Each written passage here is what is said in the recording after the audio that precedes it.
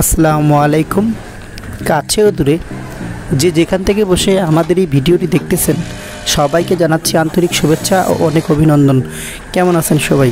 বরাবরের মতো আজকেও আমরা ব্যতিক্রমধর্মী একটি বিষয় নিয়ে কথা বলার জন্য আপনাদের সামনে চলে আসলাম। বন্ধুরা, গার্মেন্টসে যে ফিট অফ দ্য মেশিন চলে, আজকে আমরা আপনাদের দেখাবো ফিট অফ দ্য মেশিনে কীভাবে কাজগুলো হয়ে থাকে।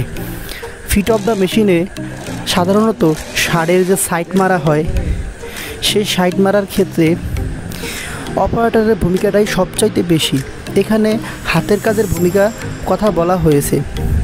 হাতের কাজ কিভাবে করা হচ্ছে, কিভাবে ফোল্ডারের ভিতরে কাপড়টা দেওয়ার পরে হাতের ভিতরে কাপড়টা রাখতে হচ্ছে তা দেখানো হলো।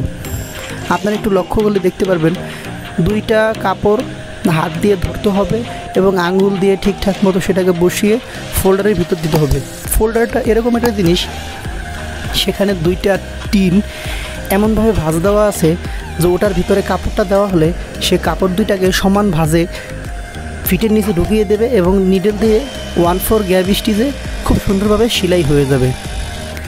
গার্মেন্টসে ফিট অফ দ্য ফোল্ডারের অপারেটরের বেতন অনেক বেশি।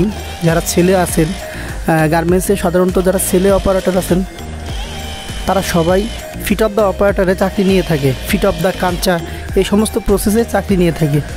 তো বন্ধুরা, আমি আজকে এই বিষয়টি আপনাদের খুব সুন্দরভাবে উপস্থাপন করার চেষ্টা করলাম। যদি ভিডিওটি ভালো লাগে আমাদের চ্যানেলটি সাবস্ক্রাইব করে আমাদের পরিবারের একজন হয়ে যাবেন। ভিডিওটি ভালো লাগে একটি লাইক দেবেন। যার যার অবস্থান থেকে সবাই ভালো থাকবেন।